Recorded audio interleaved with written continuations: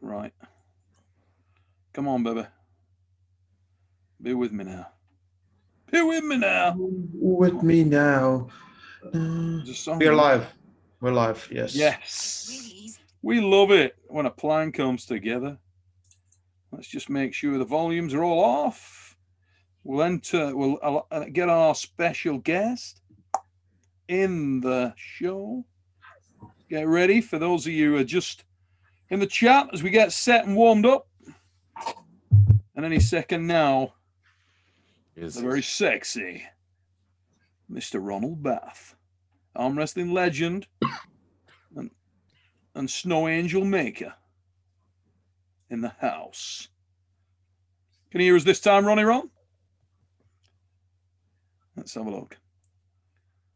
By the wonders of modern. Anybody in the chat who's looking at Ryan's setup and thinking, wow. All right.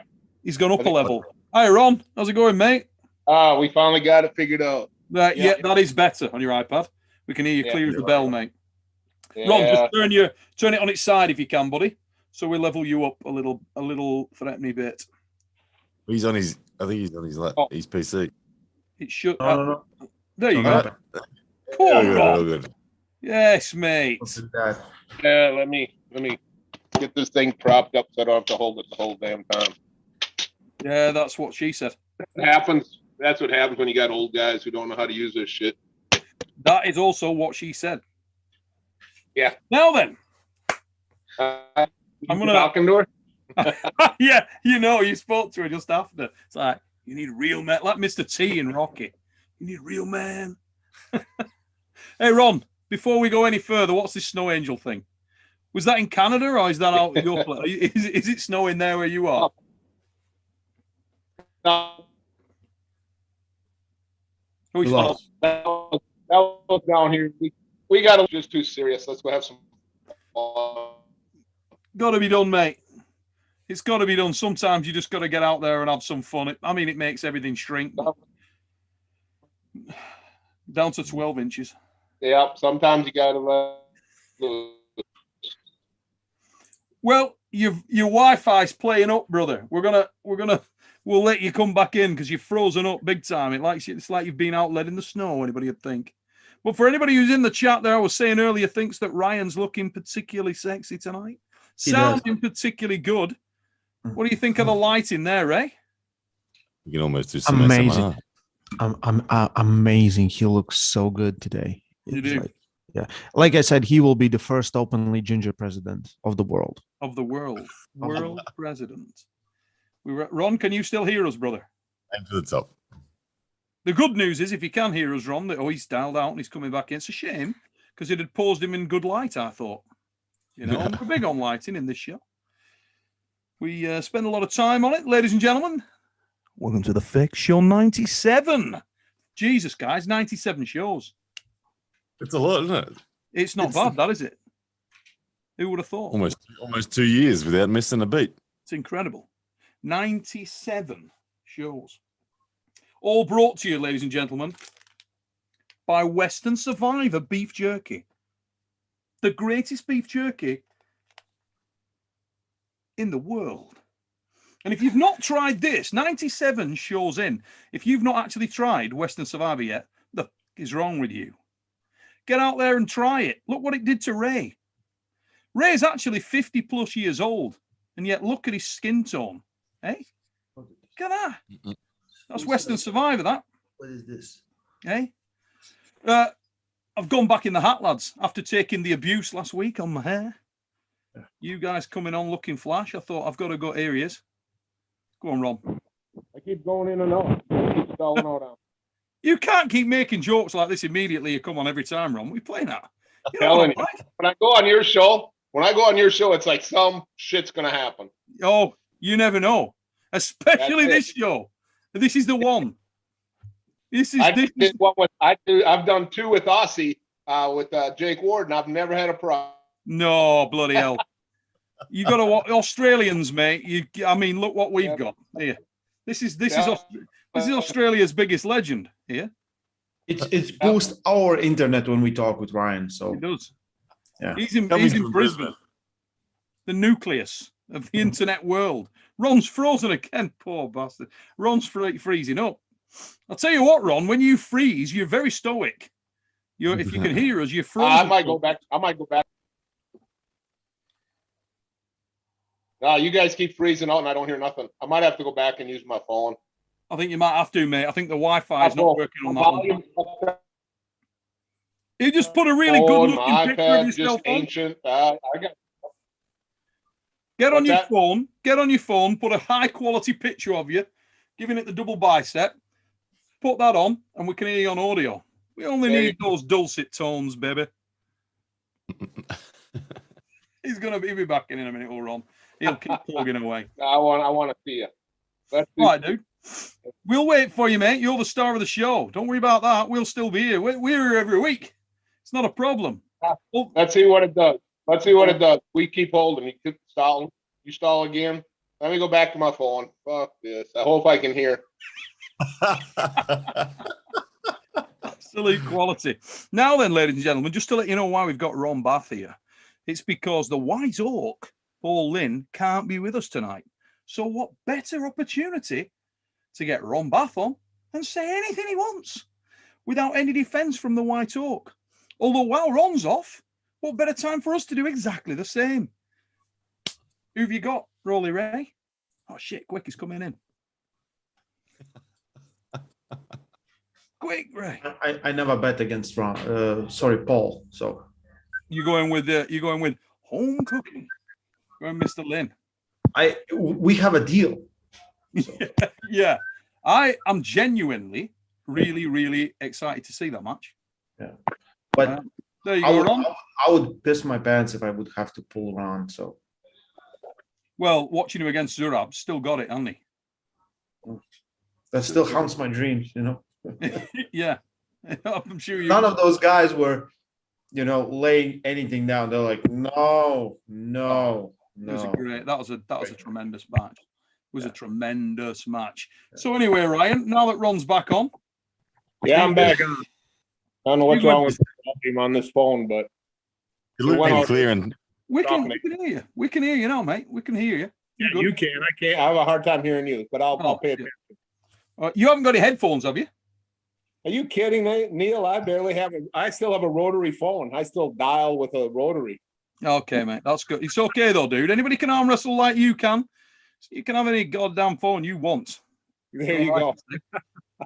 Ryan. Yo. What's up? This is a massive match between Ron Bath and Paul Lynn, our very own White Oak. And I think it's fair to say it's one of the most exciting matches on the card. I mean, I know it's not the headline match there. You've got Mike Todd obviously pulling there. But for me, it is the most exciting match on that card. I think it's a real banger. It's the most exciting one for me too, because I'm always looking at Paul Lynn as someone that I want to face in the future, and Ron's that litmus test of legend status that everyone likes to test themselves against. So I think Ron's a favorite, but it'll be super interesting to see if Paul Lynn can take some rounds or heaven forbid get a win. But yeah, I'm watching super close for this one. I can't wait. So Ron, obviously, you how much time have you had on the table with Paul before? Because I know you've both been at very big practices. I've seen you at practice, and I know you've pulled a little bit here and there. But have you had like an extensive amount of experience with Paul? We haven't been practicing much at all lately. Before I went over to Turkey, I bet I hadn't been on a table in 3 months. Jeez, with guys. Yeah, because a lot of the practices around here sort of went downhill over the last year. Okay. And so I really haven't been practicing much. So it's been a lot of my own personal stuff. And even getting ready for Paul. I mean, the first 2 weeks after I got back from Turkey were rest because, man, Zurab beat the shit out of me. And I'm hoping I can still have something for Paul. But how is your arm after that match? I mean, the Zurab match was brutal, wasn't it? I mean, you got stretched out. It was incredible for all of us. It was amazing. By far the best match on the card. Typical Ron Bath, screamer. But did it do material damage, or are you okay now? No, there was no damage physically or anything. It was swelled up for about 2 days from all that work. I actually gave Michael Todd a run for the money if we flex next to each other. But no, it felt good once I started getting ice on it and getting it healed back up. I mean, no physical damage. Probably was just a hell of a good workout. It'll probably help me in the long run for pulling Paul. That's for sure. Now, obviously, Paul has just pulled one of the other biggest legends in the sport, maybe the biggest legend in John Brzenk. Yep. I'm sure you sort of tuned into that. What did you take from that match, mate? What did you sort of see there? The biggest thing it showed me is I'm not taking Paul for granted. That's for sure. Yeah. Prior to seeing him pull John, I pulled Paul about 2 years ago out of practice, and I more or less toyed with him, and I knew I wasn't going to get the same Paul that was there 2 years ago because he's got too much of a work ethic and too much drive. And then watching him pull John, I watched him, which had me a little bit. He managed to bend John's wrist a little bit, get a little bit out into his fingers that first hit until they went into a hook. But he did make John work his ass off on a few of those pulls. John just didn't ease him to the pad, that's for sure. Yeah. Well, no, I'm gonna have to be ready for him, definitely. If I go in there lax at all, he could do what Ryan said, is get a win or two, but I don't want to give him a win or two. I want to walk out of there 3-0. I like Paul, and that's the biggest problem. I like Paul, and when I lose that mental edge of the drive, sometimes it can become my enemy. Yeah. So I got to go in there ready to get out of there 3-0, because I got a couple other things I might be working at, and I wouldn't mind trying. But if I lose the Paul, then I might scrap those. So when you sorry, go Ryan. Oh, no, it just sounded like Ron was dropping a little teaser there of another super match or a big target that he's got. Who you got? Can you tell us? I can't understand that Australian accent. He's quieter than him. Oh, good. Well, you keep it secret. You know, I should turn my iPad on for volume and this on for. Should I translate what Ryan is saying to English? Do that. Go from Latvian to American. Well, go on, Ray. Yeah. You can do anything when you dress like the milk tray man crossed with a Bond baddie. I mean, it'll work. Go for it. Yeah. So do you have any big matches planned, some big target that you're aiming for that maybe you can tell us? Me personally? Yes, you. What I got possibly coming up, I'm not going to mention right now. Okay. Very good. Oh, see how that works, Ryan? Wrong. Only because he was. You just call me whenever someone misunderstands you. Just call me. I'll translate it. Everyone will get it. I understood that perfectly, Ray. We need to make a movie out of Ray, the translator. Just I think an action movie. You and Levant Really, now Ron Barth. You can translate for all these guys. Man, it sucks. I can't hardly hear you guys. Yeah, mate, I'm going to buy you a pair of bloody headphones, Ron. Yeah, I got a pair for the iPad, but it don't work. As long as your phone's got a jack plug socket, I will buy you some. We got to do a GoFundMe for Ron Bass' new. Get you kitted up. Some new updated IT stuff. All you need to do is make friends with Sap the Bee. There you go. You make friends with Sap the Bee, son, buy your new house. There you go. He super chatted about 70 or 80 pounds every time John goes online. And then one night he was on there, I was watching, he bought him I think he gave him a super chat big enough to buy him a pulley cable setup. So there you go. Sap the Bee's your boy. He's loyal to the core. He really is. So talking of super chats, the mighty Marcus Thompson has come flying in with a super chat. Marcus, how are you doing, brother? And thank you very much for your kindness there. It really helps us, mate. He's put, Ron looking younger every day. He must be stealing Ray's special creams. Legend. Ray got that joke. Nice stuff. Hey, we don't know. Whatever. Tell you what, Ron. What's that? Well, just while we're on the subject, what do you think of Ray's skin tone? You've met him in real life. What did it strike you as unusual? Or? I mean, obviously, he takes care of himself. I can't hardly hear you. It's probably a good job. Don't worry, mate. I'm only ripping the piss out of. You're good. This is killing me. I got to go get my phone fixed tomorrow. I use this for a lot of different stuff.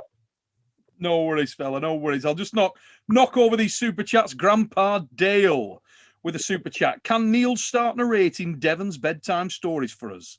He's a David Attenborough of arm wrestling after all. I don't know what you mean by bedtime stories, mate, but I know there's been some fantastic video footage of Devon circulating, and if you think I'm narrating that, you're very much mistaken. Now then, Dakota Adams. Here we go. Happy Sunday, fellas. Question for Ron. Right, are you ready? Tuned in, Ron? Get this. How has your training changed over the years of your career? Or have you stuck to the same routines? Oh, man. All the years I've trained, it's gone up and down. Really, if people knew how little I train or how ineffectively I train, Angie's probably the only one that understands. I'm not very good at training. When she was here last year for 9 months, it actually went up because then we push each other to go to the gym. But I'm lazy. I was naturally gifted arm wrestling. And that's why the more the technique gets, the more in trouble I get because I actually got to learn the technique now. Basically, it tries to stay about the same. You know, I do a lot of pulling with straps and stuff, which I've always done. I've always done the rubber band with pronation over the hand. You know, a lot of it's all stayed the same. It's just me staying motivated to keep a regular routine and work it out. Yeah. You know, I get going and then I quit and then I slow down and then I keep going again. Neil, Ron, I'd love to ask you a question that I asked John because you mentioned there that you don't train well. How long did it take you? Sorry, Ron. How long did it take you to get from novice to pro to world elite? Oh, you know, the thing is, the biggest difference there, Ryan, is the time frame of when I got in the sport. All right, when I got in the sport, the technicalities of the sport weren't quite as vast. Most of it was still a lot of power. But from the first time I got into the sport to elite to up to the top, 5 years. 5 years. I started arm wrestling my first tournament ever in '80. I moved here and started working out with Burt Whitfield, not just by coincidence. Burt I Whitfield. 3 years after I started working out with Burt, I won nationals. So it moved pretty quick, mainly because I was just naturally a strong person, you know, a gifted strength. Burt Whitfield. God. Yeah. What a man. Oh, I wish he was still here. Yeah, He mate. forgot more than I knew. Burt Whitfield was ace. What a lovely bloke. Yeah, what a goddamn loss that was when that fella passed away. Yeah, brought back memories. Burt Whitfield was absolute quality. Yeah, absolutely mega. I didn't know you'd started with Burt, mate. Yeah. Amazing. Yeah, miss that fella. I really do. Burt Whitfield was my mentor for many years. He's bloody awesome. Loved working out with him. I have a massive amount of respect for Burt Whitfield. It was great. It's just a fantastic bloke. He is probably the number one person I would have to give credit to for taking me from the novice up to the next level. Yeah, his sort of advice and delivery, demeanor when you were at a tournament was so precise and calming, wasn't it? Yeah.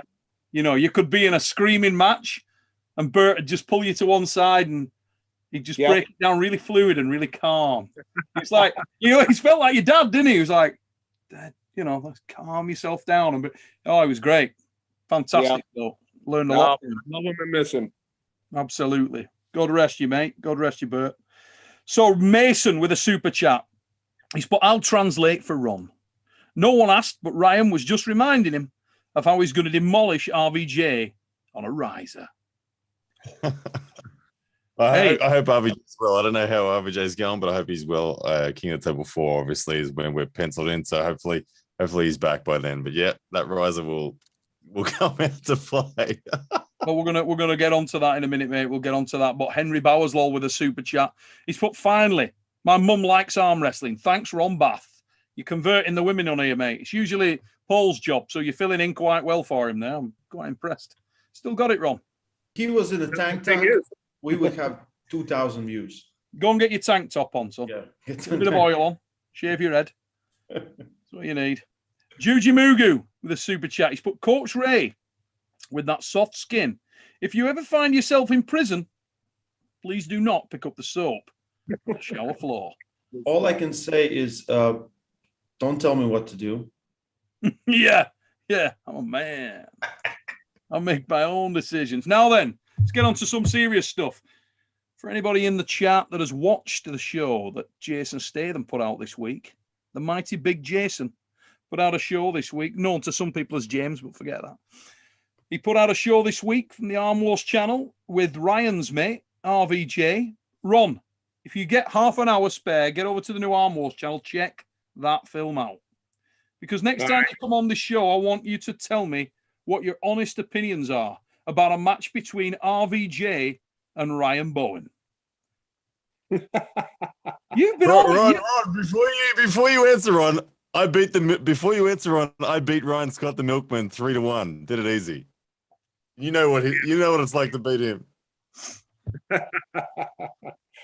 Oh, until I see people pull their arm wrestle more. I haven't seen RVJ pull in years, and I haven't seen Ryan pull much, with the COVID stuff. I want to see people get out and pull before I start making assumptions. How much time have you pulled? Quite a bit when you were over in Australia. Did you pull with Ryan a lot? Yeah, I went to Ryan's. Yeah, me and Ryan met. I did a little interview with him. Yeah, I was all over Australia, man. Yeah, you were pretty gassed by the time you got to me, but Ron had a super match with Ryan Scott. That's why I mentioned Ryan Scott. So Ron, you beat Ryan Scott 3-1, I think.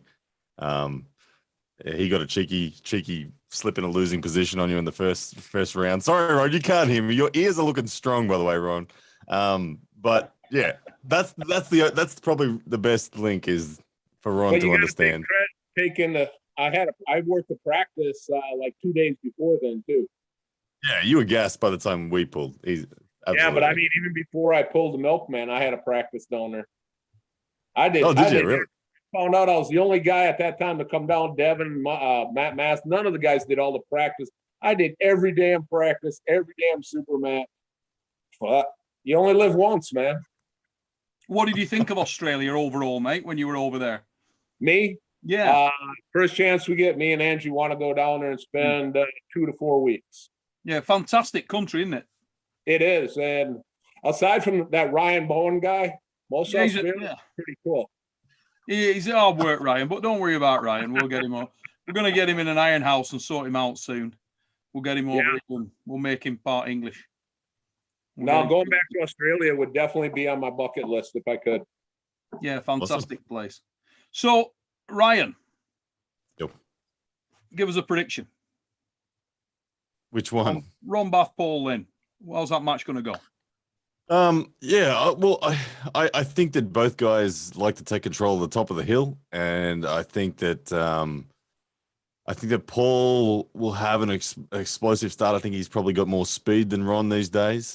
So I think Ron's going to be absorbing the attack from Paul. So I expect the match to slightly go this way for Ron at the start, but I expect Ron to get a stop and a sticking point about here, and then probably take control of the hand and wrist. I think Paul will dig in the defense and flat wristed hold for a while, but I think that ultimately it'll be a countdown of 5, 4, 3, 2, 1 pin to Ron. That's kind of how I see it. And then the variations, I can see Paul trying to set a hook. I can see Ron somewhat obliging, but then it ending up kind of like the Zurab shape where the drag's on and the pronation's just ultimately got too much and chips through. So I think each round will be a 5 or 6 second round match. I don't see any flash pins, but I see Ron coming through with the goods.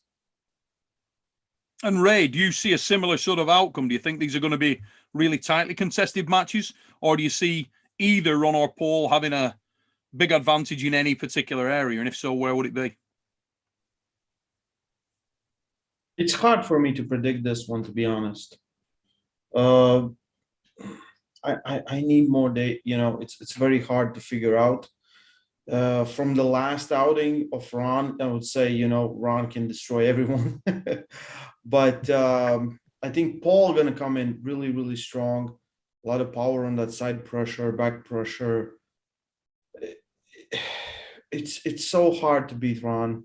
It's so hard. I think it's going to be very close, but it might end up looking, to one guy more than the other. And I really don't know, so I'm not going to put any money on this match. But good luck to both of them. It's interesting. I've tried to get hold of John at very late notice, unfortunately. I tried to get hold of John to see, number one, was he drunk? And number two, if he was drunk, would he come on the show? Because I love it when he came on a little bit drunk. It was fantastic. That was really good. It was really good. Now, I would have liked to get John's opinion on this match. I think that would have been really, really interesting. I'll try and catch up with John in a week, but I would have loved to find that out. But one of the questions I had for you, Ron, was when you have practiced with Paul, how did you sort of feel with him just in terms of the fit of his hand, his style? Did he feel comfortable for you to arm wrestle? Or did he feel awkward for you to pull against? Oh, practicing with Paul? Mm. Left hand was always really good. Right, he would get the hit and I could control it. We'd lock out and hold for the longest time.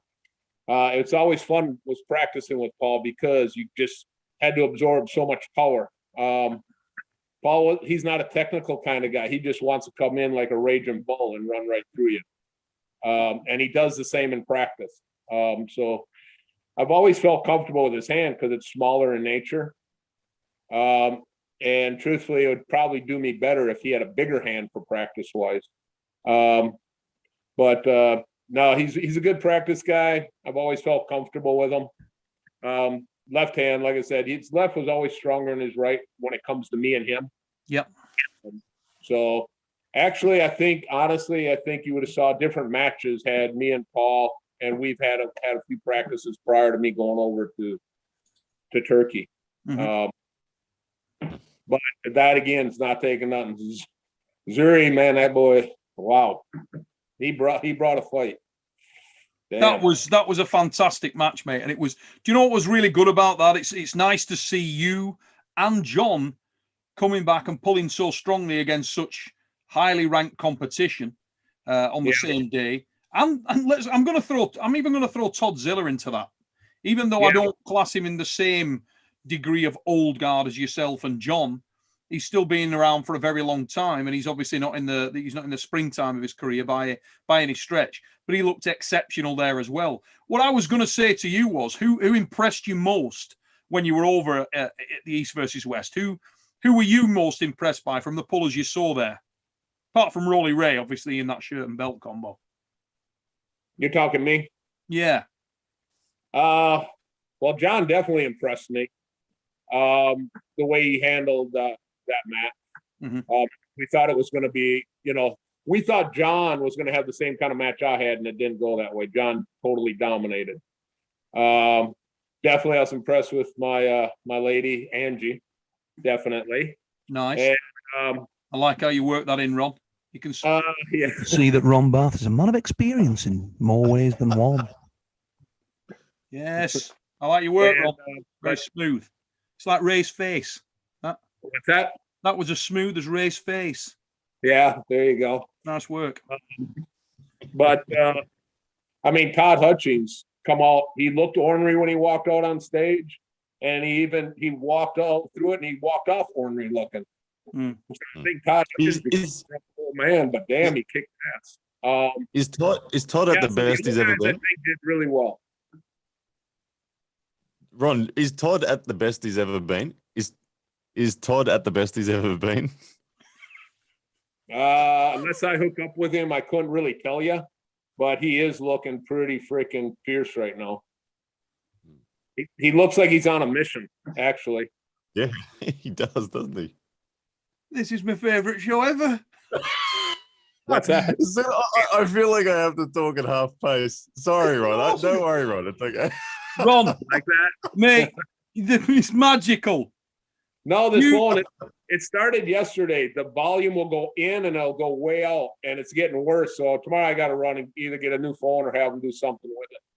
And it doesn't like Australian accents. It goes down when Aussie accents. When Ryan talks, it goes down. When we talk, Neil, it goes up. It's not a problem. I mean, myself and Ray, we have no real microphone kit, so to speak, and you can hear us okay.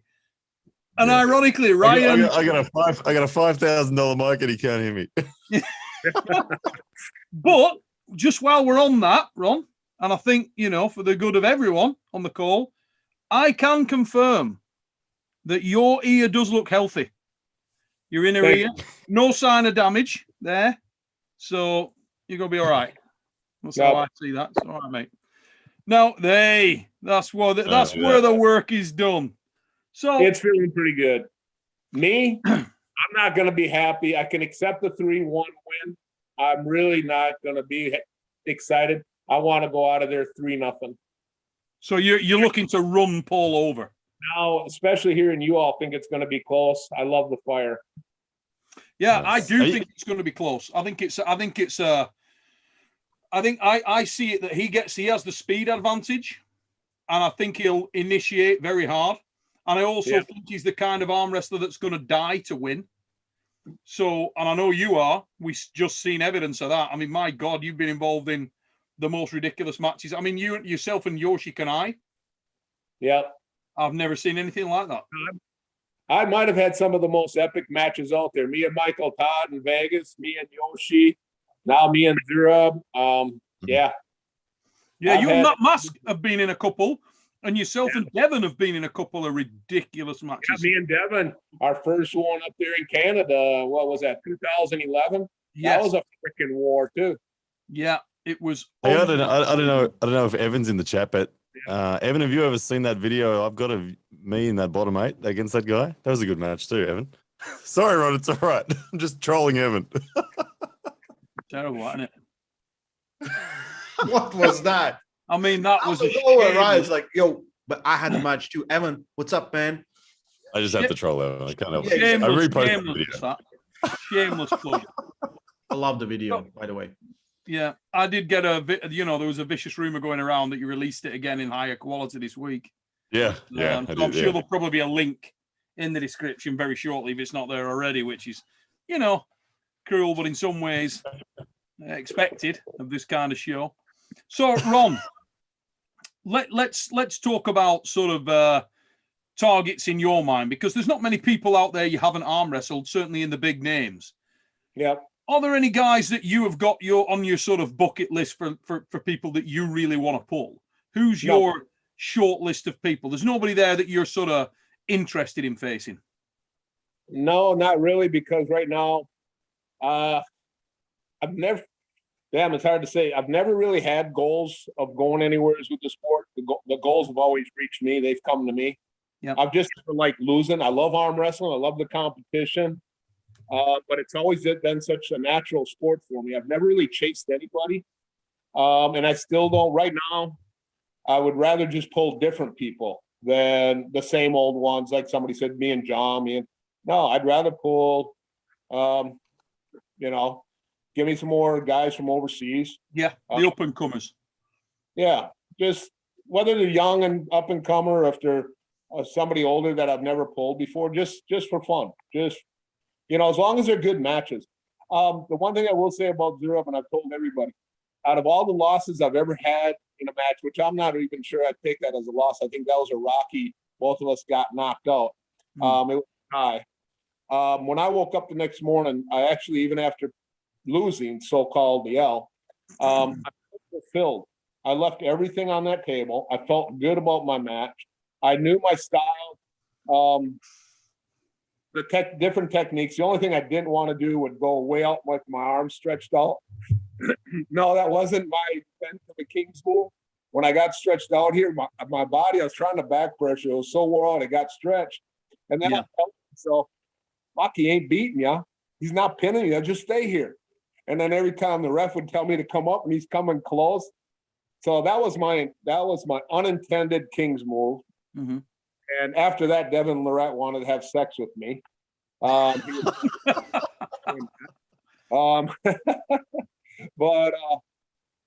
that's the one thing I think I'm trying to get more into the sport, because I told you initially I was just so brutally strong. Now it's trying to learn more technique, which I think older, I can't really get much stronger being older, but I can keep my strength, but I can learn technique. I can start learning the finer parts that I neglected for so many years. And when you first started, Ron, do yeah, you think, I mean, there was a couple of guys there that sort of rose to fame, obviously yourself. John everybody talks about John's genetics, but John also is a fabulous arm wrestler. yeah, Brilliant timing. very, very, very fluid technical transitions. Yourself and somebody like, Johnny Walker would be another example. Johnny Walker was an excellent arm wrestler, but he was also genetically gifted for the sport. You only had to look at him. You looked at Johnny, and he looked like you'd made him for arm wrestling, with a super long forearm, big hands, just rock strong. You were another one of those guys, really, in a way. You were sort of genetically predisposed for it. At what age did you sort of realize, oh, I'm really good at this? When did that become apparent to you? Probably from the first day I started arm wrestling, actually. But when I started back in Wisconsin, I didn't realize it was that big of a sport. Even though I went to Chicago, I still didn't put it on the burner that I should go after this.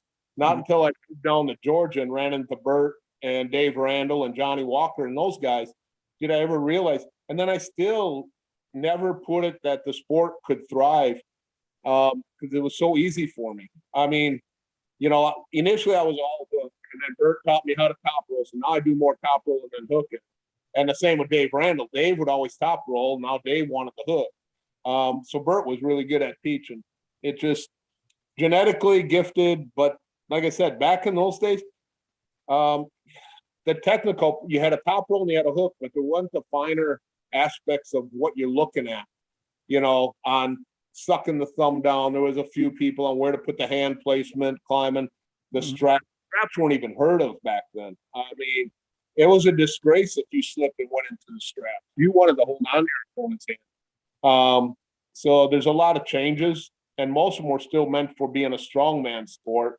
And now I think arm wrestling, even though it is a strongman sport, it's very technical in a lot of the aspects. You better know a little bit of the hand control and angles and all that stuff, where you didn't really have to concentrate on it much. I think Dave Patton, Brezink, are a few of them that actually started looking more into the angles and stuff like that. John Brezink, from what I heard talking with him, he actually knew what he wanted to do, that he wanted to travel. He knew he could travel and do something with the sport because I think his dad was a great arm wrestler. Yep. So he watched his dad do it. And I didn't have that. I didn't realize you could go all over and do that stuff until later. Mm-hmm. So John really, he thrived to become good from young on. Me, I just enjoyed the ride. So, who are the guys at the moment that you see in the sport? Was there anybody over in Turkey? I mean, I wanted to ask you about Sandris Sheris, the chef. Did you, the guy that pulled Chance Shaw, what did you think of him, Ron, as a potential future opponent? Chance Shaw? No, Sedis. Sandris Sheris, the Latvian guy. Guy who beat Chance. I don't know. I had a hard time hearing that. That's okay, mate. I want to introduce you to at some point. There's a few guys I want the chef to pull. You're what? There it is. It's fine now. Who is it though? Who is it? Called Sandris Sheris. Sheris? Oh, yeah. Okay. Is that the one Chance pulled in Turkey? That's the kiddie right there. Yeah. Yeah, he's pretty damn good. He's too heavy for me. I stay light. I stay skinny. So what is your weight right now, Ron? Mid 240s. So you're same weight, because Sandris is about, well, he pulls 110s also. Oh, okay. All right. Well, then I guess we might have to meet one day. That's exactly what I was thinking. Exactly what I was thinking. That could be an interesting matchup, mate. Now, in terms of sort of the new kids on the block in the United States of America, any guys that are on your radar as being particularly outstanding? I mean, yesterday we watched the Winter Blast. Yep. Did you catch much of that at all? I didn't, but I know of Robbie Russell. Yeah. Robbie Russell. Yeah, because I saw you all chiming in on him, and I checked him out because I wanted to see what his matches were. No, me and Robbie have trained a little bit together, and we have pulled against each other.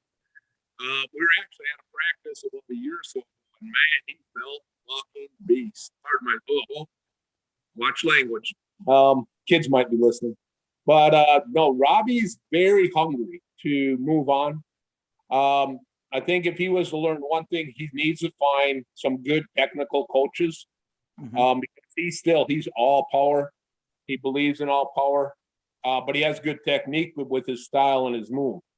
But yeah, Robbie's good. Yeah, he's a good young up and comer. He's been around a while, but he's still very young.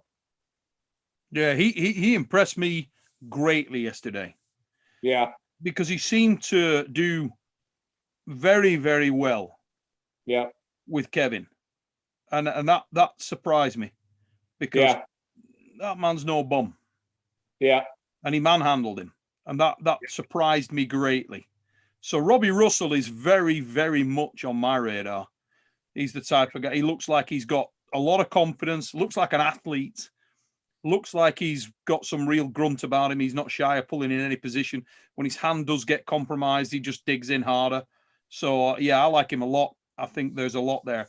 What do you know about Jason Merlo? I don't know much at all. Nope. Jason's another guy that I'm a lot of different arm wrestlers. Only if we happen to hook up at a practice or I've known him for years. I really don't know Jason Merlo. So I'm going to go over to Ray for a second. Did you watch much of Winter Blast yourself, mate, yesterday? No, I didn't get the chance. We had just that you had an event in Latvia on at the same time. What about yourself, Ryan? Did you catch much of that? I only just this morning, as before the show, I watched Artem and Uncle John. I was very interested to see how that one went, so I watched that one. That's the only match I've seen of it, though. I saw Uncle that. John may have been coming on, and if that had been the case, then you would have had probably at least another 20 minutes to rip the piss out of him about that loss. Hey, you got your eyes on another young Georgian too, that Cody Wood. Yeah. I think there's a few guys coming. Cody looks like he's an extremely strong lad. I mean, he does one-arm pull-ups like it's his job. He is. He's quite the character. He's not original. He just believes in great fitness, and he does. He looks the part. How's his technique? Yeah, he needs more technique. He believes a lot in power. Yeah. We got another young guy, Pranav. I'm not sure where his culture is from, where his lineage from. He's like from India or somewhere's over there. Yeah. And he's very technical. Him and Cody go back and forth, but Cody's just gotten a little too strong for him. But yeah, we got a couple of good guys down this way that I think you'll see of down the road. Now, obviously, it's interesting now that the world's opened up a little bit post-COVID, and I hope that there's nothing changes. That I hope the conflict between Russia and Ukraine doesn't create a situation where a lot of the world's restricted again from a sort of travel perspective. But if that isn't the case, then we know that the Latvian connection are going over soon to the US. Rolly Ray is going to be pulling over there. It's quite exciting that we're seeing a lot of these sort of new pullers coming over from the Baltic states, from Bulgaria, from areas like that, getting over to the US. You guys coming over here. Is that sort of a new chapter in your career, Ron? Is that led to a lot of excitement for you, mate? Because you do seem like you're reinvigorated a little bit. Have you still got a lot of hunger for the sport, or are you? Well, it goes up and down, you know. Like I said, that's what she said. I love arm wrestling. I hate the draw. I love working out. All right. I love arm wrestling, but I hate having to push my workouts to such an extreme to try to keep up with these young guys. But at the same time, it does probably keep me young. Plus, when you got such great support that I have now, and I'm allowed to, there's just a lot of changes in my life personally and physically that I didn't have for a long time. And now I'm happy. I'm just totally elated in life right now. And it has a lot to do with Angie Rose. And yeah, I'm glad by the end of the month, she's moving back down here. So my workouts will probably get tighter and stronger. So, yeah, I enjoy going out. I enjoy challenging myself. It's a really hard question for me because when I was younger, I'd have goals. And right now it's just to enjoy the sport and put on some great shows. Yeah, you've certainly been doing that, mate. My God, I think Engel will probably give you a season ticket after the match you just put on over there. Is that a match you won again, Zurab? Well, there might be. I might see y'all in Turkey. I don't know yet. Would you want to pull that man again though? In your mind, is it? And I'm not asking you to discredit the win, I know that you're not about that, and I wouldn't ask you to do that. But are you satisfied with that result? I know you said you were sort of sated after the match and you felt like you'd done everything you could. But is it one that you'd like to run back just so you could try and make it count and come out with the win? Here's the way I look at that. If somebody set up a match between me and Zuri again, I would gladly pull it. I'd train my ass off. I honestly believe I could have trained harder where I would have beat him. I know where he stands now. I probably didn't give him enough respect during my workouts because I thought he was the small until I got to see him. And now I know who he is and I understand who he is. And he's an amazing guy. I watch his workouts and stuff, and man, he's crazy. So I would pull him again if somebody put it together. But if I was Zuri, I just beat Ron Bath. I got bigger goals, better goals. I want to move on. So if it happens, it happens. If it don't, no, I'm not chasing it. But I would pull it again. If you look back at all your career, is there any match that you kind of really would love to, particularly one where you've come out either drawing, or would you want to run any particular match back? Is there anyone there that's still got a bit of a burn for you where you think, yeah, every loss. Yeah, I get you. Because, like I said, it's not until after I get beat that I realize, I should have worked harder. And I don't. And then I go home, work good for a while, and then I get laxed again. No, I'm just very blessed that on what arm wrestling's given me for what I've had to put into it. I mean, I put a lot into it, but now I think who would think I do. I don't work out 7 days a week, by no means. But yeah, every loss I would love to have back. But I love the wars. The big wars are the ones I really don't mind. When you're feeling just totally wore out at the end, and you gave everything you had, win or lose, those are the best. Those are the best ones. And I think that might be why my match with Zuri being just turns 62 days after, and giving that young man everything I had, and we both basically walked away wore out. That one will always stick with me. You've got a lot in common with Ray Lipinge. You're going to love the Iron House. You've got a lot in common with Ray. Let me tell you. He's had a few recently where he's gone out on his shield as well, and it's good. It's what the sport's all about. It's not. It sort of transcends the win-loss thing, doesn't it? You said it earlier. If you've gone absolutely to the red line, you don't really care about winning or losing. No. It's over and above that, isn't it? No, right now I don't. I'd never. If you asked me my win losses, I couldn't tell you what they are. I mean, I've arm wrestled couple thousand times. I have no idea how many matches I've had in 40 years. You've won a few. A lot more wins, but the ones that you remember the most, win or lose, are the wars. Oh yeah, without question, mate. Without question. In a promotion that's titled Arm Wars, I think you may have had the hardest match I've ever seen in my life. Yeah. So I mean that thing with Yoshi, Jesus Christ. You know, there is a story with that Yoshi match. If those matches get turned around and Michael Todd blows his elbow out the day before, I walk off the table, because round 3, when he beats me the first time, I popped some on my UCL. I had 3 pops in there, and I finished that match to a tie in a war. But had Michael Todd that been switched, and I saw Mike's elbow, probably not have.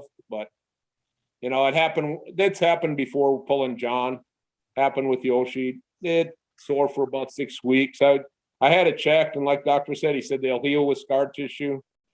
But I changed some of the workouts. You know, I do those JM presses a lot. I started those about 2 years, and I'll tell you, they do work on keeping your elbow healthy.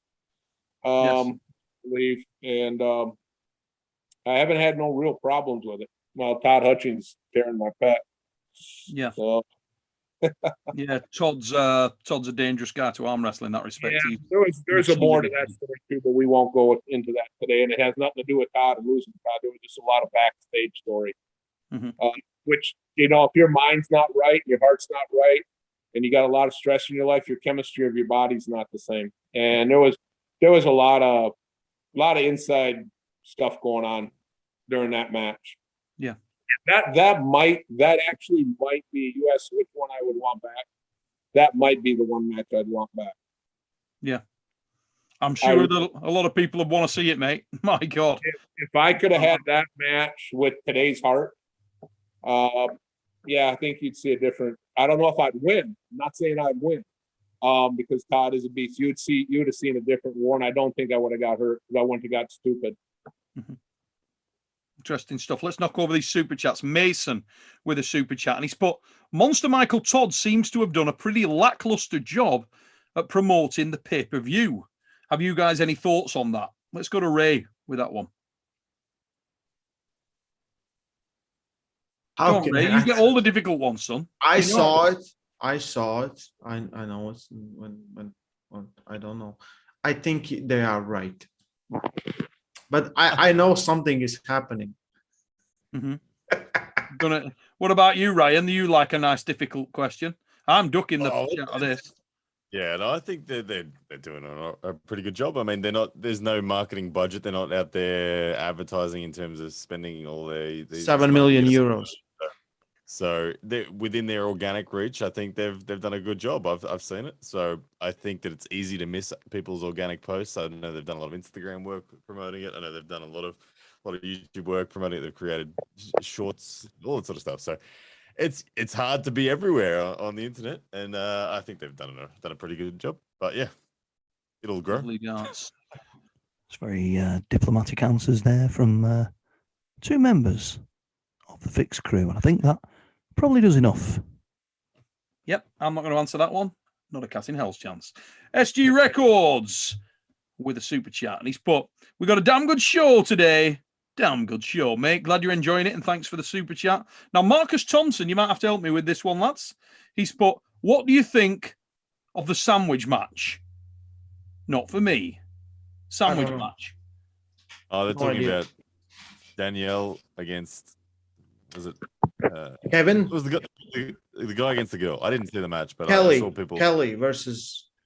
Oh, Rob Kelly? I think it is.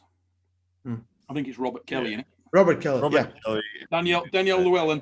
Danielle and Robert Kelly. Yeah. What happened? Danielle won. Danielle won. Okay. Yeah, Danielle won, but I haven't. But there seems to be a bit of pushback from it. I haven't seen the match, so I don't know what the specifics are. But I don't. For me, I don't mind if a super match is balanced and they want to pull, then fair enough. But yeah, whatever. Exactly. Yeah, so I think I've missed the drama on this one completely. Yeah. So I'm gonna have to stay out of that one. I don't really know what that's about, if I'm perfectly honest. But so basically, the question is around men pulling women, or that match, why it was set up and that kind of thing. Is that the sort of gist? I think so. Yeah. Okay.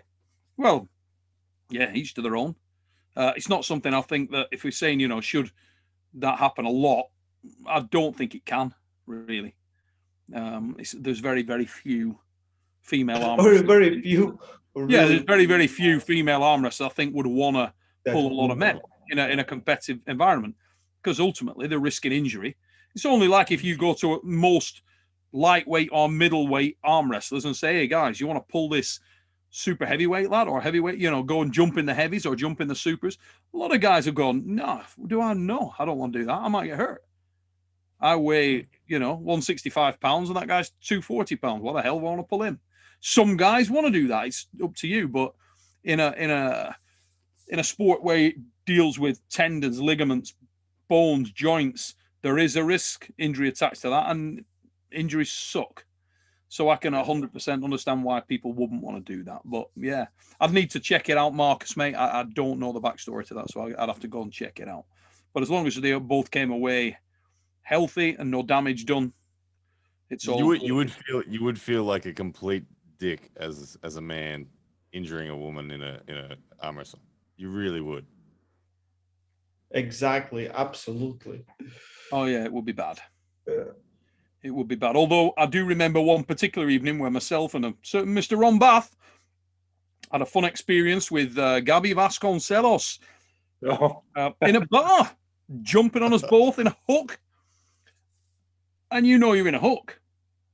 Tell you, how strong is she when she gets stuck in there and goes flying at you? I let her get over there thinking I just pull her back. If you let Gabby get you to her side table, you're not pulling her back. She's mega strong there. It's ace. Oh, God, It's the very first impressive. time you pull with her, I'll she tell you, doesn't rev up. That match, I think, is going to light it up. That might be one of the most looked after matches coming up, is watching Sarah and Gabby pull. You know what? I really hope it delivers on the I think it's awesome for women arm wrestling. Yeah. I the first time they met, the injury sort of it killed the potential drama of the match on a massive stage. So I just hope this time that nobody gets hurt and it turns into an absolute screamer. It'd be fantastic, you know, if that was the case. Yep. It just needs something like that just to ignite it, to set the thing rolling big time. Nice forearms there, Ray. It's like the milk train man, but with forearms. Love it, son. Good contrast as well, because you need a tan there, lad. You can tell the sun's not been shining in Latvia. Fat Legless Bird with a super chat. But arm wrestling 2 days in a row with the strong guys is the dumbest thing I've done in recent memory. Crying in the corner and loving the show. Loving Ron Bath's ear. Mate, your ear is going down well. Let me tell you right now. People in the chat are loving a bit of Ron Bath's ear. Neil's going to put it on a t-shirt. You bet your ass. It'll be on there.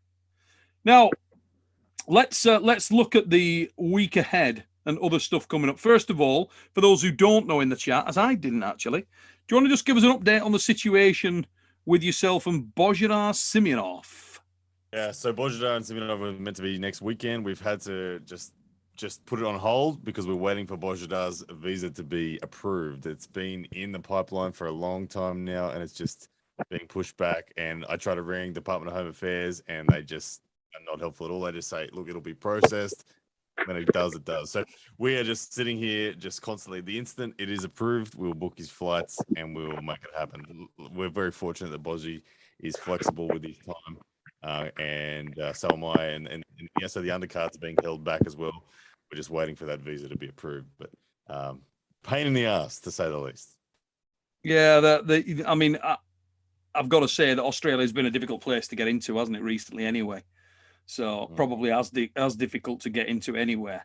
You know, if you get in there, you're going to get quarantined for what, 14 days your end, and then 14 when you get home. Not great. No, he should be fine. He's fine. He doesn't need the quarantine or anything like that. He just needs the visa approved. So I don't know why it's being painful. I don't know whether it's because of stuff that's going on in that region of the world right now or what, but it's slow. Yeah, that blows. Are you still having a domestic card though, mate, next weekend? No, I've spoken to all those guys because we had a few interstate as well. They'd prefer to be pulling when Bozzy's here as well, so they're holding off as well. So hopefully, like I wake up every day, I check my emails, going, come on, surely there's going to be an approval today. So we're all hopeful that it'll come in at any moment, and then we'll just all get back on the bike. Now, talking of domestic arm wrestling matches that people may not have seen, Arm Wrestling Gods over here in the UK had an excellent card yesterday. 2 world-class arm wrestlers taking part in a super match there. Our very own Mindaugas Terasetis. And for those who don't know, for those who don't know, Mindaugas Terasetis, you'd have to say, is one of the best top rollers, pound for pound, in the world. The guy who was pulling is a fellow called Oleg Todorian. He's from Moldova. He's almost the polar opposite. This is a guy who's mostly based around the inside techniques of arm wrestling, vicious hook, vicious press. Let me tell you now, I'm not going to say any more. If you want to see a great match, go and watch it. That was a great match. It's nice to see when a feature super match on a card delivers. I want to say it was the first match on the entire live feed, and it went off like a bomb. Ray, you obviously saw it. I saw it. Yeah. Ryan, did you? I haven't, but I didn't realize that it already happened. I will go and watch it now because I'm interested in both those guys. Yeah, Arm Wrestling Gods. I think those lads no are trying spoilers on results. No Yeah, spoilers. we're not going to talk about the results. Yeah, but But it I know was those right guys are hand trying match to get. was Oh, it was Star Wars awesome. quality. Yes, awesome match. Arm Wrestling Gods trying to do some good stuff over here. The PAA and Arm Wrestling Gods keeping the UK scene buzzing. Great to see that come off, and it was a fabulous match. So please get yourself over to Arm Wrestling Gods, check it out, subscribe there, see if you can get those guys past the 1,000 mark. Arm wrestling's in a good place at the moment. There's a lot of activity in the sport right now. It is going off. The dreaded Pirate Blue Bowen with a super chat. He's put for your sake, Ryan, I hope Bojidar goes easy on you. I love the profile picture there. It's great, isn't it? I love it. Thank you so much, Dreaded Pirate. I'm so pleased I've got your emotional support. Yeah, it is amazing. Look, damage. Richard Jennings has come in the chat there. I've just seen he's put, Neil, when's your next match? Mate, at the moment, I don't compete. I've not pulled for about 6 years now, coming up 7 years. So it'll be a while, mate. I need to get my ass in shape and do something. Haven't had a chance to do that at the moment. There may be a time, maybe not. We'll see. But all my time at the moment's going in trying to put on events. We're kicking hell out of Arm Wars and trying to do something there and get that thing going again. So I don't think I'm missed. There may be a time. We will see. We will see. I'm leaving it to the guys like Ron Bath. The resurgence is being taken care of by the real old guard. The old guys need some more. We need some more. You never know, mate. You never know. There might be a time at some point, but nothing on the horizon right now. So, Ryan, any updates from you on the old King of the Table thing? Because the last time we spoke, you were waiting for confirmation of whether you would be on that card, whether you'd be pulling RVJ or would you be pulling someone else? The last communication is still the same. It was just Core Sports have mentioned to me that it will be on at King of the Table 4. I haven't heard from Rob. I haven't seen much activity in any way, shape, or form from Rob. So I'm just leaving it, and we'll wait and see. But King of the Table 4 is what I've been told. So, yeah. So in the upcoming matches next week, the other match I wanted to just touch base on, and particularly starting with you, Ron. So we'll probably get a look at your ear again in a minute, mate. Robbie Topi, Michael Todd, left arm. A lot of people have given Michael Todd quite a bit of stick recently, saying that his left arm isn't there. How do you see that match, mate? Be better if I pulled Mike left. I heard Robbie's weight is down. He's back down in his weight. He's not. If that's correct, I got to go for Mike. Mike's training pretty hard. If Robbie's weight's in the 260s or more, then I got to go with Robbie.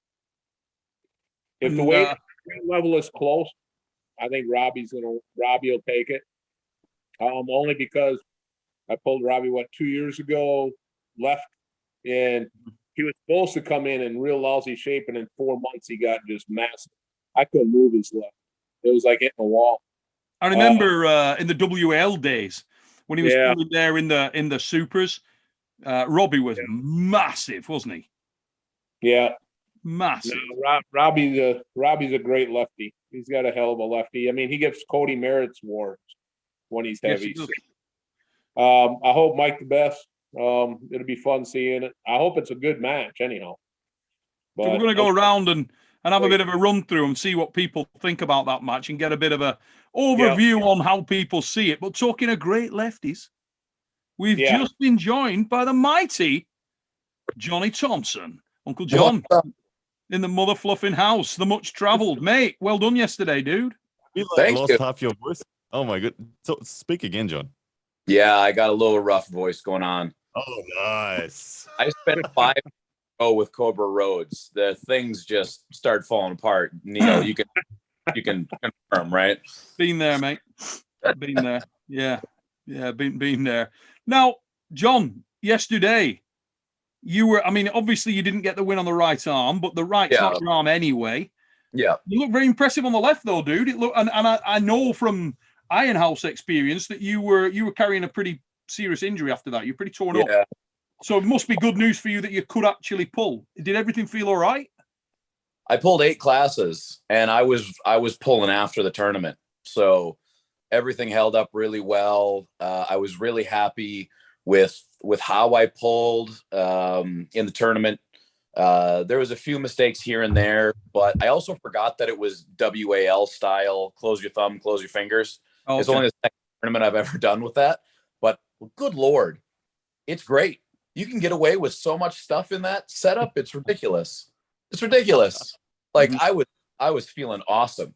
I had some really, really good matches. One of the better matches with me and Robbie Russell, left-handed. Yes. We pulled 3 times. He beat me fairly quickly in the 98s twice. So I took second to him in the 98s. And then we met again in the 220s, and we had a bit more of a war where he beat me a 3rd time, but I took his wrist and we had a really, really, really good fight. So I pulled 8 classes, everything from 98, 220, 242 supers, both hands. I got second 98 left, 3rd left supers, 3rd right supers somehow. You got 3rd in the right supers. Yeah. But here's the deal. So the supers were a bit light. Supers were a bit light, but there's a big difference for me. It was very interesting. The 242s, I did not fare well. I got some wins, but I did not fare well. But as soon as we got to the supers, where guys are significantly larger and they're already further away from their body with their arm because of the size, I could pull that. That was a major bonus for me. And with the way I pull, that helped a lot. But Sean Latimer was the guy who I was on the 8th side with Sean Latimer, and I was like, hey, Sean, what's up, buddy? And then he just, the difference between first and second was significant. Yeah. Yeah. If it's a normal human being, probably about 200 pounds, I would have thought, because Sean is a big boy. Yeah. He really is. I haven't seen Sean in a while, actually. I hope he's well. But it looked like a very well-attended event. It was awesome. There were so many people. There were so many legends. I got to pull Bill Sinks. That was super cool on the left hand.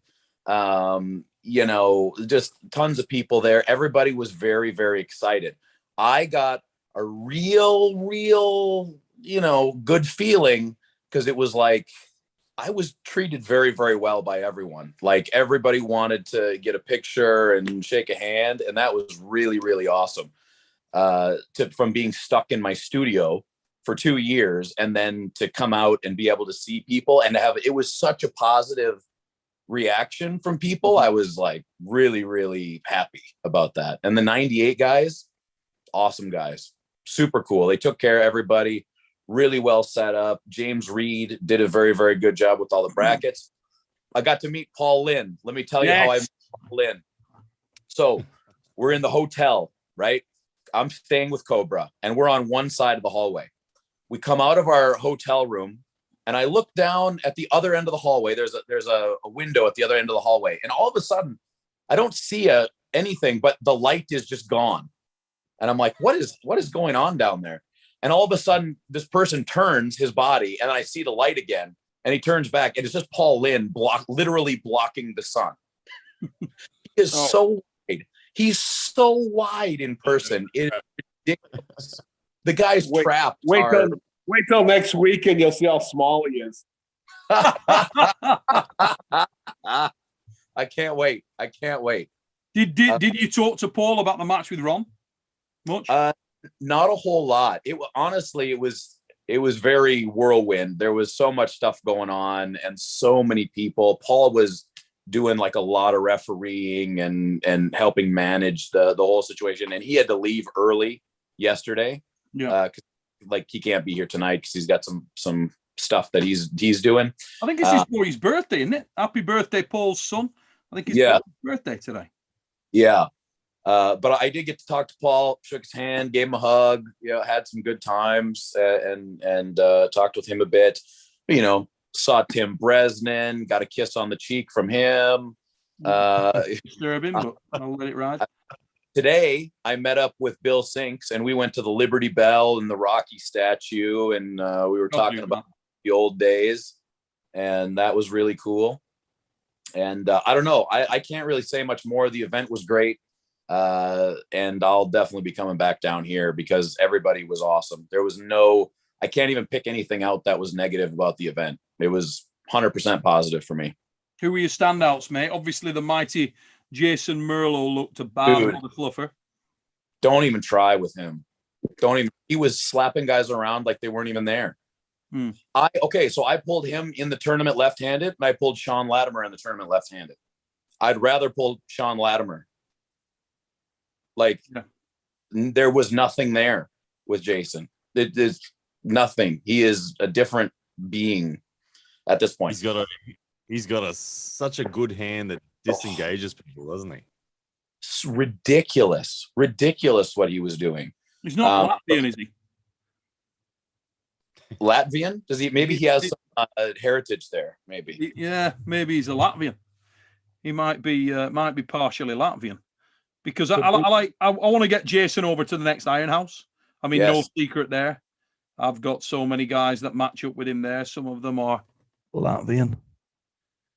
Mm-hmm. There's all kinds of stuff. Jason Merlot, high up there. Very high. I got a new, I respected Jason very much, but more so now, very much. I also respect Artem more now, and I'm excited for the Artem Ray match now. Hey, I was thinking that match was just like, because Ray was going to steamroll him, but I think it's going to be a match, Ray. I do think it's going to be a match. I know my right isn't much to go on, but Artem's very strong right now. I think he's training to be a strong human, and he's also a lot smarter than I thought he was. He knows what he does well. He knows how to get there. He knows how to do what he needs to do in the straps, especially. It was embarrassingly shocking, to tell you the truth, in the straps. So I'm excited for that match. I think it will be good. So based on this new information, what has your bet changed in that match on Rolly Ray and Artem? Well, I definitely had Ray before gripping up with Artem. I would say I'm much more undecided at this point. And that's in what, a month? 2 months. 2 months. I would say. Oh no, months. Sorry. 1 month. 1 month. 5 weeks. 5 weeks. Oh man, and Artem, it wasn't just like he beat me. He was second place right-handed against a bunch of monsters in the 220s. He didn't pull 98s. He pulled 220s, and he got second right-handed to Merlot. So I think don't quote me on that. It might have been a little different than that. How did the match with Jason go with him? I missed him on the right arm. I know left-handed, with all due respect to Artem, I didn't think that'd be a match at all. Artem better on the right arm, obviously. And I think Jason may be slightly less powerful on the right arm than he's on that left. Although his right's friggin' serious. Neil, I got to sign off, guys. Ron, mate, thank you so much for taking the time, Ron. It's been great to have you on, brother. Hey, let me get a new phone tomorrow. No worries, dude. Biggity bong. Speak to you soon, mate. Take care. All right. Have a good one. So, big respect to Artem. The first match with him where I took his wrist outside of straps, I was like, okay, maybe I got something. But he literally changed his form immediately and took away what I needed. And I made a few errors on my entry. And just at the end of the day, just more powerful, more power, a little too strong. I like your last round against him, John, where outside of straps you took a deeper grip and you didn't really allow him to slip with the dominant hand and the drag. It kept you in the match for a reasonable amount of time, and there was hope. I could see that. Did you feel like if you had another round, would you have improved, or were you just gassing? I wasn't gassing. I just wasn't strong enough. Yeah. Okay. Right. I just wasn't strong enough. That's it. The thing that yesterday proved to me is that my endurance is way beyond the average arm wrestler, way beyond. But my top end is not good enough. It's not close to good enough at this point. Yeah, I mean, to be fair, also I think you were probably guarding a little bit because if you look back at the last, 2 outings you've had, you suffered a pretty good injury in both of them, didn't you? Yeah. And that doesn't do your confidence any good. Did you feel like you were hesitant up there, or did you think you were firing hard? Yeah, so two things. I was hesitant because I didn't want to injure myself further. Number two, although I was able to cheat so much in that grip and get what I needed, it was very difficult for me to fire off. I was having trouble getting what I wanted and then actually hitting, because it always felt to me like I was starting a little bit, like it was favoring the hook a little bit every time we started. So I was taking as much as I could up here, but I couldn't figure it out of how to get as an effective of a hit. And so I ended up going back to, some of the stuff I've done in the past, where every single match I had was here. And then I was Cobra out here and just waiting out, which, it was effective in a lot of matches, and my endurance allowed me to do it for the entire 8 classes. So that was fine, but there's problems that just need to be addressed. Yeah, eight classes is pretty brutal, John. Yeah, it was awesome. I can't, people told me going into it, they're like, you're going to get hurt. That's stupid. And I'm like, yeah, well, it might be stupid, but I don't think I'm going to get hurt. And for me, I haven't pulled in the tournament in 2 years, right? I've traveled all the way to Philadelphia. I'm not going to go there and pull just my weight class. It's not enough for me, right? And so instead of losing to Artem and then doing okay in 1 or 2 weight classes, the story changes. The story changes to, I just pulled 8 classes and I podiumed in 3 of them. And I podiumed in the 8th class of 8. So, there's different benefits. It gave me so much data on where I'm at, what I need to do, who are the other guys in North America that I can legitimately now start to target and know. So I'm not targeting a freaking Jason Merlot, right? It's not close at this point in time. But a guy like Robbie Russell, I talk to him a lot. Robbie's an awesome guy. He's a super strong puller. And that's a super match that I would like to work on, later on in this year to try to, reconvene with that after I get a little bit more training time in. Robbie Russell looked rock strong. Yeah. Arm. His right hand, he had a little bit of an injury, so he didn't do as well as he wanted to, but his right is really, really, really, really good. He took on Kevin Roberts. And Kevin Robertson's strong as hell. Really good. And Robbie just held it and dragged it. Yeah, he looked ridiculous, mate. There's a lot of opportunity, as I say. Some of the Swedes, some of the Latvians, some of the guys who come out, one particular Norwegian I can think of. A lot of match potential there. Real match potential. I love Nanastad, Merlot, Bengtsson. Throw those guys into some kind of mix. How do you feel like, from what you've seen, a guy like Jason Merlot would go against Vlad the Destroyer? I've never felt Vlad, but Jason was so far ahead. He was very far ahead of everyone at that tournament, in my opinion, that he pulled. So I would not be surprised if he could pull. I would love to see Jason Merlot and Paul Talbot. So wherever Paul Talbot is, I would say Jason Merlot is very, very close to that level, which is really freaking good. Ray, when you go over to pull Artem, where are you pulling him out, mate? We set the limit at 90 kilos or 95. I don't know. I will be close to 90. So, but in what part of the United States? Is it Florida? Oh, Arizona. It's Arizona. Arizona. Okay. The Talking Stick Hotel again? Casino? No. It's a different one. Somewhere. Are you taking the shirt? Of course, I'm taking the shirt. That's all right, mate. Are you taking the belt? How will I? My pants will fall off. So. That's all I needed to know. Artem's in trouble. A lot of trouble. Okay, Ray. I'm going to give you a big tip. When Artem tries to tell you a story about a cat, you run away and you don't listen. Do not listen to the story about the cat. Do not listen. Okay. It's going to screw you up, man. Okay. Yeah, you can't tell Ray something bad about cats. He loves cats. Cats love Ray. don't listen to the story. Yeah, you can't have that. We got a super chat, guys, from Marcus Thompson. Marcus, love you, mate. Killing it tonight. But Ray, do not let Artem talk to you before the match or you're doomed. And he's put, Uncle John knows what I'm talking about. Is that the cat reference right there? No, it's just that once Artem opens his mouth, he never shuts it. So come on, put it on the block. Give me a score on Rolly Ray and Artem. What is it best of 5 or is it race to 4? Best of 5, I think. Best of 5. Okay, so it's really going to depend. Like, I think Ray gets the first match because Artem has this thing where he almost kind of wants to feel out the first match. I give Ray number 1, but Artem is going to switch after that first match, and then that's where the game turns around. So I do think it will be close. I think it will be a 3-2, and I will give it to Ray for now.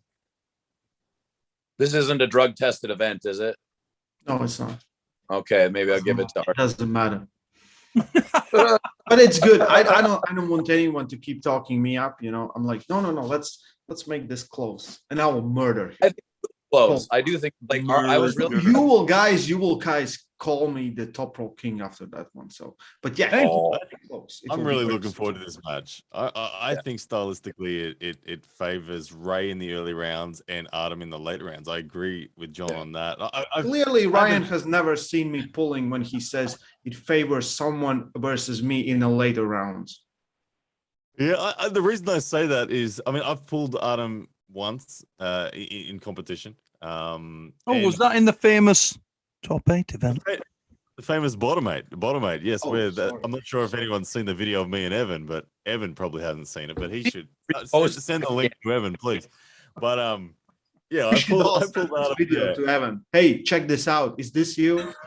he'll think it's a spam. Yeah, please. You can't do that. But but Artem, pulling Artem there, he's got a. I mean he can hook, he can top roll. I think Ray's got a far stronger inside game in that hook press lane. But I feel like Artem has the intuition and the dragging top roll game to potentially get stops. And I think that once I personally find presses to always be difficult until you've worked out exactly the groove. And I can see Ray going bang through the middle a couple of times and Artem then finding the sweetest spot there is. And I think the strength level is going to be pretty similar, is my guess. So I think it could be a good match. Watch out for that secondary hit, because Artem has that weird thing where I could hit him and feel pretty good. And then he just like has that weird thing. And it's just, really gross. Yeah, he's even letting his wrist go and just throwing everything, isn't he? Yeah. This is good. It's separating the clans. Here we go. Ben Young is in the chat and he's put Artem will smash Ray. And then Richard Gamrat right below him's put Artem has 0 chance. So already it's separating the clans. Hey, and if you like to talk about arm wrestling predictions, ladies and gents, if you want to chat about arm wrestling in any way, shape, or form, get your little ass over to ARMWrestlingForums.com, one of the big sponsors of our show, ARMWrestlingForums.com, where the chat never stops on arm wrestling. You want to go and talk your ass off, you can do it there about anything, whether it be events, whether it be predictions, whether you're looking for advice. Believe me, a lot of the top guys in the world are on there. You can get great advice. You can find out pretty much anything. ARMWrestlingForums.com. Do it. I met the man yesterday. I pulled him. I pulled Ryan Turner. Oh, how'd that go? Oh yeah, he smashed me. He's a big dude. 242 right hand he pulled.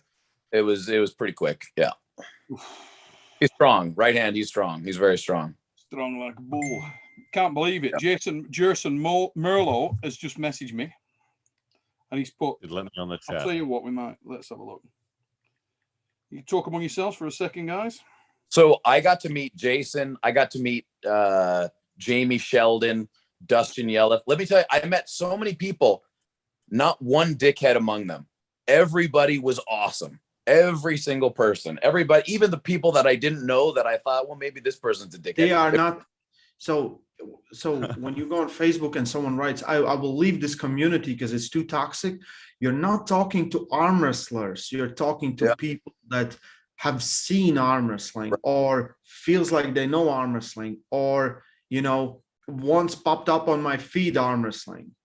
Real arm wrestling, everyone's nice. Everyone's really, really cool. You know, I had like a half-hour discussion with Bart Wood, and it was like one of the most deep, beautiful conversations about the sport. How high were you? Had. Deep and beautiful. Yeah, it was great. We were at the bar and we were almost in tears with each other. I mean, it might have been at 2:00 in the morning after several different liquid conversations place, isn't it? So good stuff. Tell me, how big was Jamie Sheldon? Was he looking massive or what? He looked big. I mean, he was big. He was big. Jamie got like nearly 220, didn't he, not long ago? I think he's pushing. I think he's got aspirations of 240. Get the fuck out of here.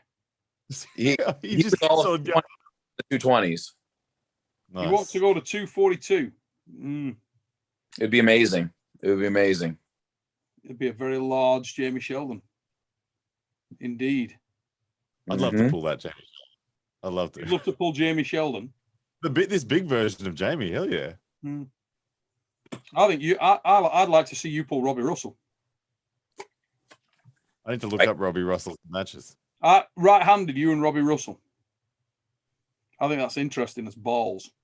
I think that's a match, right? I think that'd be interesting, mate. Robbie Russell looks strong as frick. I didn't know him in the time. So I'll tell him. Yeah, I will jump off, guys. It's late, and I don't know about next week. It's Hardanger, so we'll see. Come back. Mate, you must come on after Hardanger Open. You must bring Brezink. You must bring the Turk. You must wear the shirt. Oh, I'm gonna be at home already. Oh, you son of a bitch, Ray! Yeah. No, that's you. That's right. Yeah. Even if you're at home and you're tired, still come on in the shirt next week. Okay, we'll see. Cheers, guys. Take it easy, mate. Safe travels. Ladies and gents, we're going to jump off here real soon because we've been on for an hour and a half. But any more topics you want to cover, guys, before we do jump off here? Boy. Okay, well, what specifically about him? My head is real fuzzy still. I just want to. You were lashed off your very breasts last night. Yeah, I can understand that, mate. Listen, Carolyn Looms has started super chatting now. You've come on. She's just put so happy for you, Uncle. She's so loyal to you. Carolyn's awesome. Carolyn Looms is like the most. She's like she's your number one fan, Carolyn Looms. I'll tell you right now. I love it. That's Carolyn, your girl right there. Carolyn Looms, so happy for you, Uncle John, and living the dream. 98. I'm telling you, it is the dream. This is living the dream. This is what I'm doing. I create content, and I get to hang out with cool people and do this stuff. Oh, two amazing stories that have nothing to do with the event but happened last night. Okay, that's a good thing because this has been quite a quiet show. Here we go. In the same night, two of the best things ever happened. Okay. Number one is shocking. Number two is funny. Okay. Number one, I'm at the bar with Dustin Yelliff, Cobra Rhodes, a bunch of other guys.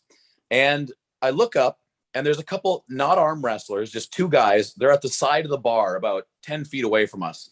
They're squaring off with each other. Look up and I'm like, oh, I point over. I'm like, those guys are going to fight. And as soon as I say the word fight, one guy takes a glass, an empty glass in his hand, and smashes it into the other guy's face. Holy! Blood all over the place, just pouring blood out of his face. The guy took it like a champ, didn't fall down. He's just like, brr. Everybody scatters, mass chaos. The cops show up, the whole 9 yards. So I'm like shocked that this happened. And I look at Cobra. It's like his heartbeat didn't even increase. He looks at me and he goes, "It happens all the time." Cobra is from a different place. Okay, so that's number one. It was very interesting. I thought, well, this night can't get any more exciting, right? There's a bachelorette party behind us, or here we go, like a birthday party for a girl of some kind, right? Wearing there's like 20 people at a long table. Okay. And the girl whose birthday or whatever, the celebrant girl, her name is Katie. All right. So we're not really paying. I think I've seen a film that starts like this. Yep. Well, it doesn't end like this. Okay. So Katie, person being celebrated, starts singing, "Everybody loves Katie." Clap, clap, like trying to get her friends to like celebrate. This is the same film. And she said it again and again. Not one friend joined in. Oh, the bastards!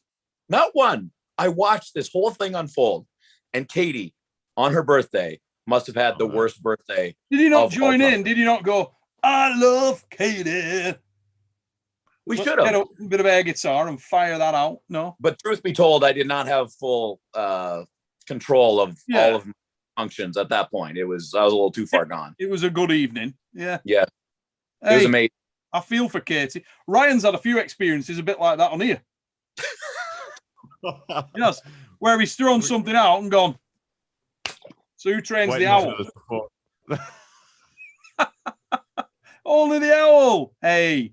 Mate, the few people have come and backed him. No, we had Todd Ziller on. He said, "Yeah, the owl. I live by it. Live by the owl." Are you still working with the owl? Still doing a lot on it, or?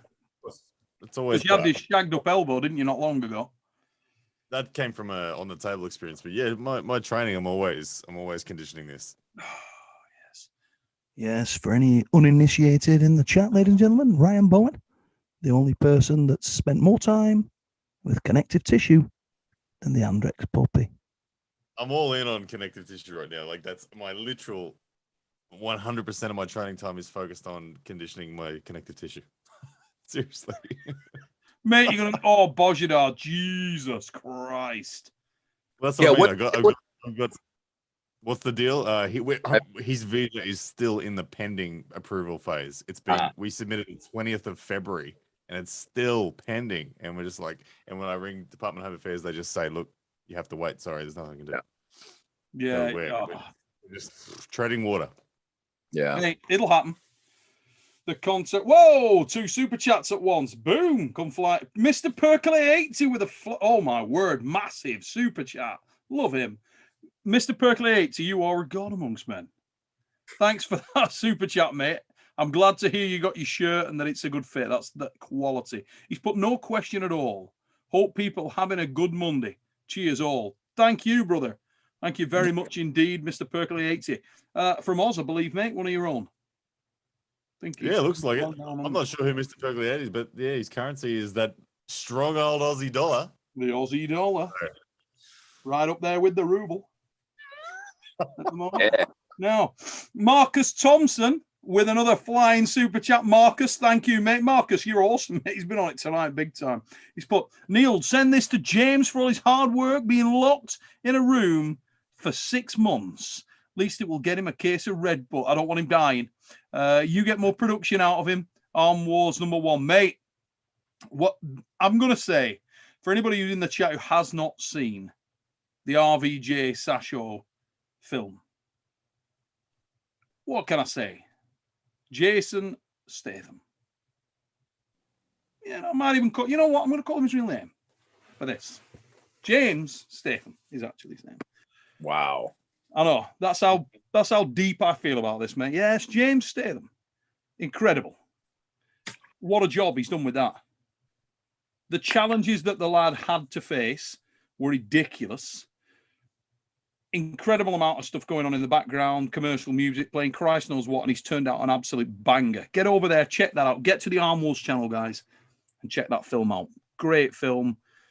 I really hope we get Rob Vigent Jr. back in the sport soon. Super character. And for anybody out there who wasn't familiar with Sasha Andreev and just how crazy powerful that guy is, good evidence of it there.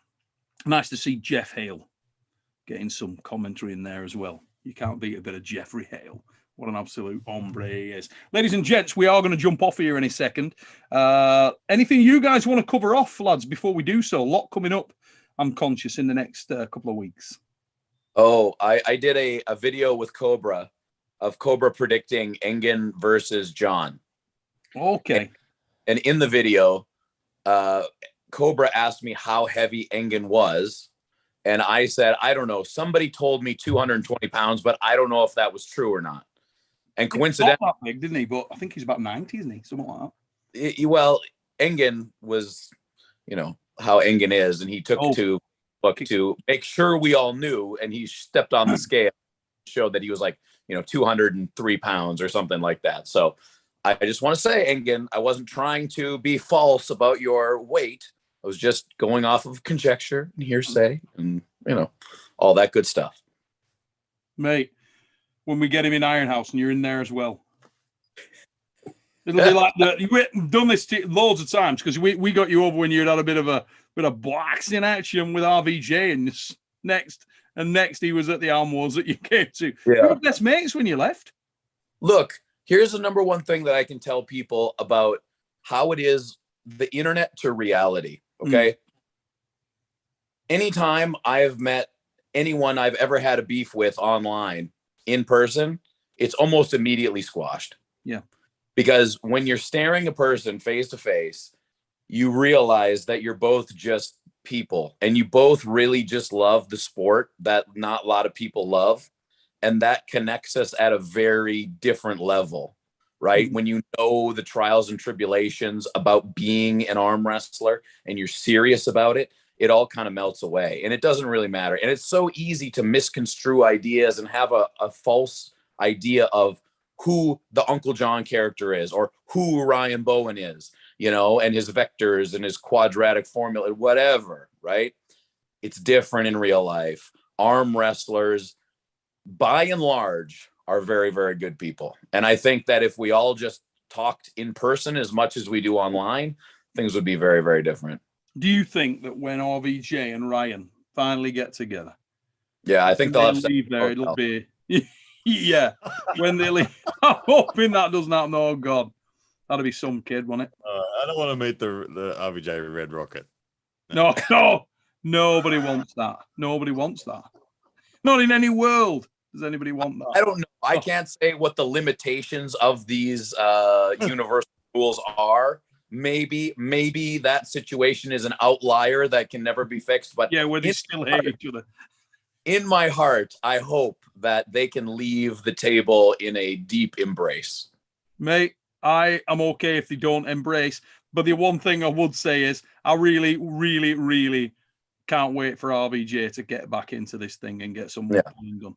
I hope everything's working out for him over there and he comes back in ready to rumble. We missed the Unipig. Missed the lives with the Unipig. He's one of those guys that injects venom into the game. Of course. He's a genuine, dyed-in-the-wool character is what RVJ is. It's like Ryan. Ryan used to take a lot of abuse, a lot of stick, but at the end of the day, man injects venom into the game.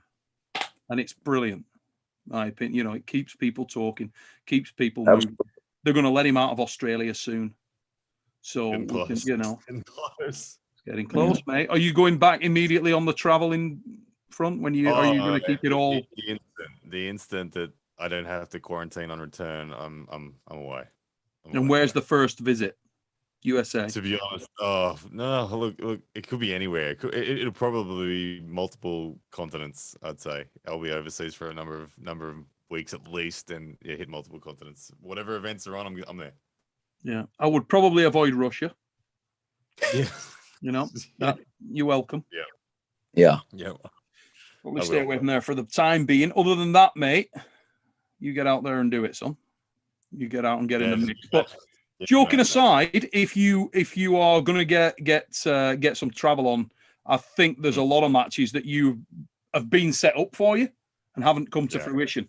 I mean, Brendan Lemon Mulvihill's one that was if we go all the way there and then fell through, and people would probably love to see it.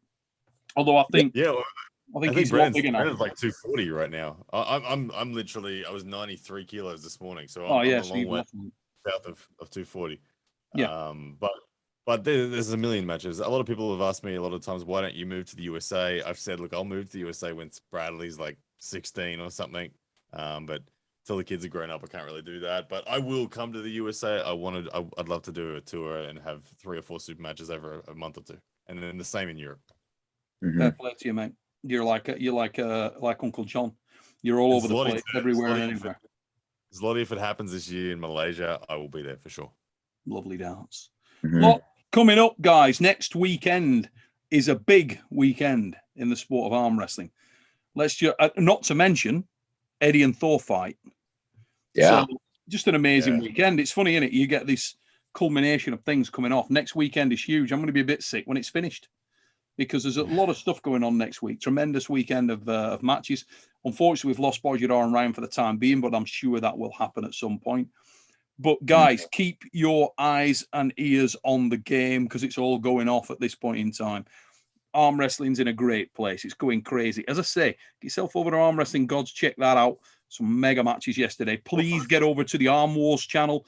We really, really, really need your support, guys. We're trying our very best to put out some excellent films there. If you can take the time out to get over to the Arm Wars Facebook page, give us a like there. That helps us enormously. Everybody who's in the chat, get over to the Facebook page and give us a like. Get over and give us a sub on the Arm Wars channel. We'd really, really appreciate it. I want to say thank you to everybody for taking the time to tune in and check out the show tonight. Really appreciate it. A lot going on in the sport. We're going to continue to try and bring the fix to you every Sunday night and try and keep it active and in the mix. We're going to have as many people as we can. We're trying to get John on here in the next couple of weeks. Engin and myself are on a couple of shows this week, guys. So for anybody that is interested in what's coming up on the channel, I'm going to ask the lads what they've got on this week as well. Bit hard for Uncle John because he's traveling. But for myself, Wednesday night is the next hit. I've got a lot of messages this week when you're going on in the midweeks again. So Wednesday night at around 5:30 UK time. Okay, so 5:30 GMT, we'll have a live and we will have Engin Terzi and Yanis the Jedi Amelins. That's this Wednesday night, guys. I'll put a link out. That'll be going out and I'll plug it very shortly so you can all pick up that link. Ryan, what have you got this week, mate, coming up?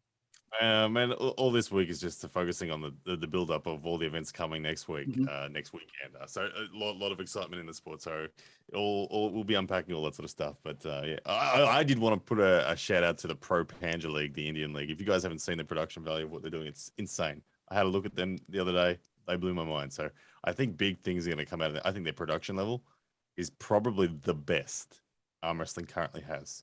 And I say that very seriously. I think it's the best. When it comes to just energy of events and the camera angles, it's like Zloty Tur, but better. It's really, really impressive, and I think they're going to explode once people find them. Tremendous stuff. And Uncle John? Yeah, I'll have. I'm editing all of my matches, so I'll have one video that comes out with all of my tournament matches from yesterday. That's going to be done either tonight or tomorrow. And then I will be doing some stuff. I'll be on with Aussie Arm Wrestler tomorrow night. Next weekend, my plan is Sunday. I can't remember if it's Saturday or Sunday afternoon, a practice in Minnesota with all my Minnesota boys, including Jeff Dabe. So I've pulled Jeff Dabe a little bit and show people what it's like to pull with the guy with arguably some of the most enormous arms and hands on the face of the planet. Yeah. Then the weekend after that, I'll be stopping in Ottawa and I'll be meeting a gruesome bunch of characters up there. Maybe Devin, probably Evan, Alan Ford, BLM, Eric Rasin. I might do a grip contest, which is a terrible idea because I don't train grip at all, but we'll give it a go. So I've got a lot of stuff coming up in the next couple weeks. Yeah, what I would say is that if you're going up there and you're doing grip contests with Eric, Eric's world class. Dude, that's iron. Yeah. So, yeah. Very, very solid indeed. So it's a bit of a baptism of fire, brother. So make sure you don't scrap yourself over there. Guys, remember, make sure that you get over and support our sponsors. Everybody here in the show, please get over and support armwrestlingforums.com. Make sure you get over onto Western Survivor Beef Jerky, greatest beef jerky in the fucking world. Check it out. And top tip, cracked peppercorn is the kitty. Get over, buy it. It'll put hair on your chest. It'll turn you into Bojdar Simonov. Ladies and gents, this has been The Fix 97. And we will see you next week here. As I say, Wednesday night, we'll be going live and we'll be on The Fixed next Sunday. Big Biggity, biggity bong, mother fluffers. Biggity bong. Lovely darts. We're clear.